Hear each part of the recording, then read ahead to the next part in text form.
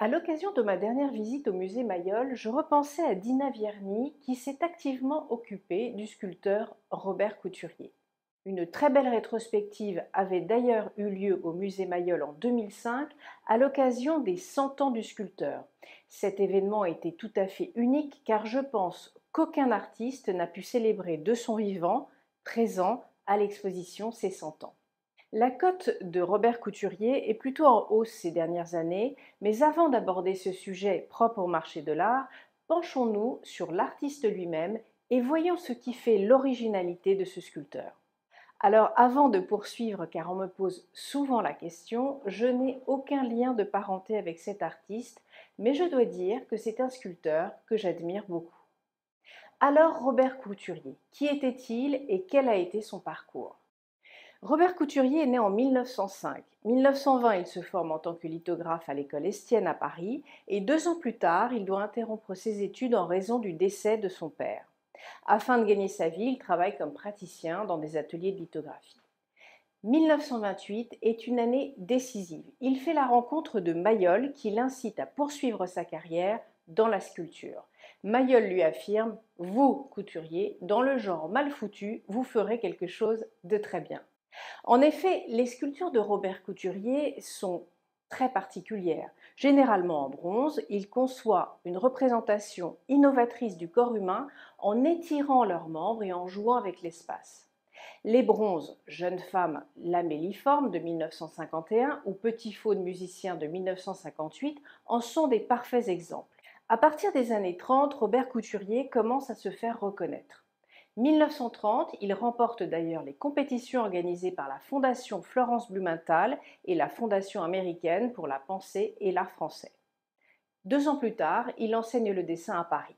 En 1936, sa sculpture Le Jardinier est installée sur l'esplanade du Trocadéro. L'année suivante, il présente avec Émile Aillaud des sculptures au pavillon de l'élégance lors de l'exposition universelle. 1938, il aide Mayol à l'élaboration de la rivière. La Seconde Guerre mondiale éclate, Robert Couturier se fait arrêter. Toutefois, il parvient à s'échapper pour se réfugier en zone libre. 1943, il participe à la création du Salon de Mai, regroupant des artistes surréalistes et abstraits, et à partir de 1946, il devient professeur de l'École des arts décoratifs de Paris. Toutefois, sa carrière académique ne signifie pas du tout l'arrêt de sa carrière artistique. En effet, il participe pour la première fois à une exposition personnelle de ses œuvres à Londres et ensuite, dans les années 50, il participe à de majeures expositions telles que les Biennales de Venise et de Sao Paulo en 1950 et en 1951. Le lien qu'il avait avec la galerie Dina Vierny vient du fait que Robert Couturier a été remarqué dès ses débuts par Aristide Maillol dès 1928, comme je vous le disais tout à l'heure. Couturier et Mayol deviennent amis. Robert Couturier admirait énormément Mayol et il fut un temps son élève et ses premières sculptures révèlent une certaine influence de Mayol. Le dénominateur commun de ces deux artistes est manifestement le nu féminin, auquel tous deux ont dédié la majeure partie de leur œuvre. Mais revenons plus précisément à Robert Couturier et à ses sculptures dont le caractère est indéniable. Alors, si vous ne le connaissez pas encore, après cette présentation et les illustrations que je vais vous commenter, vous saurez certainement reconnaître une sculpture de Robert Couturier. Avec un minimum de moyens, il sculpte des nus féminins, souvent filiformes. Les sculptures sont toutes construites dans des formes étirées, jouant entre le plein et le creux dans des matériaux tels que le plâtre ou le bronze.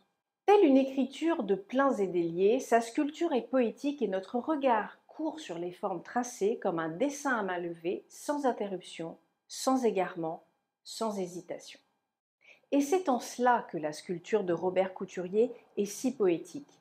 Tout est dans la suggestion, l'essentiel est dit, dans la sobriété, la discrétion, et le spectateur fait le reste.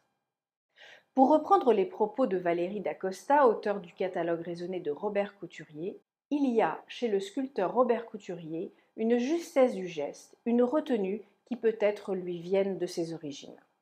Vous allez voir que comme tout artiste, des nuances sont à apporter selon les périodes de création, mais l'essentiel est là et l'intrinsèque de sa démarche n'a finalement pas changé.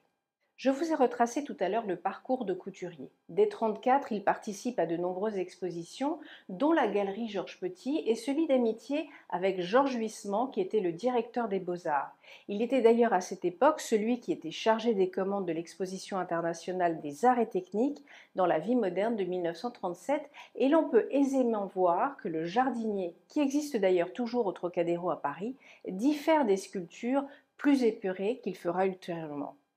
Robert Couturier a beaucoup bénéficié de commandes. Alors il est vrai que souvent dans les commandes, l'artiste est pris dans un carcan où la liberté d'expression totale est un peu réfrénée. Mais je pense qu'il s'agit d'un changement de style. Il est vrai que lorsque l'on voit cette sculpture en soi bien classique, on ne peut s'imaginer quel artiste il deviendra. La sculpture Jambes écartées et la jeune fille accoutée, datée de 1947, marque véritablement le début de l'ouverture du sculpteur.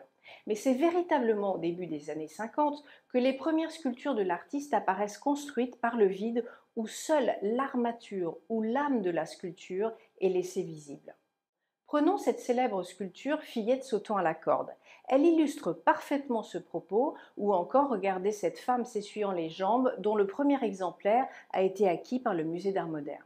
Une autre période qu'il faut retenir est celle de Femme boîte, de véritables sculptures architecturées qu'il a confectionnées depuis des boîtes en carton, comme pour refléter la complexité féminine.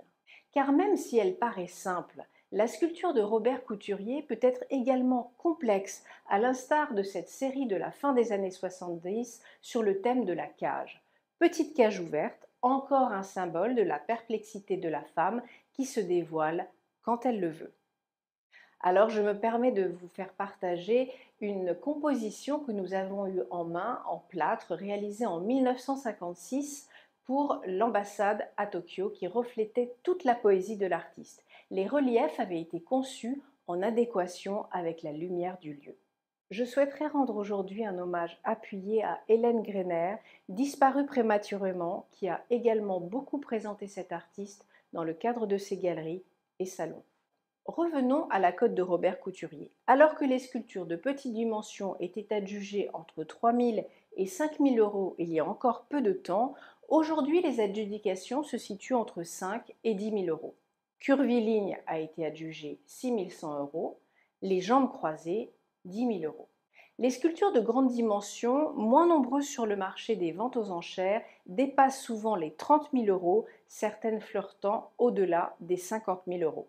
La Lune a été adjugée 34 000 euros, l'été 57 000 euros. Si vous possédez une sculpture de Robert Couturier, nous vous communiquons gratuitement une estimation en vue de vente aux enchères. Et gardez en mémoire que si vous êtes à la recherche d'une sculpture de Robert Couturier, nous vous avertirons dès qu'une opportunité se présentera. À bientôt sur expertisé.com. 50 000, 55 000, adjugé 55 000.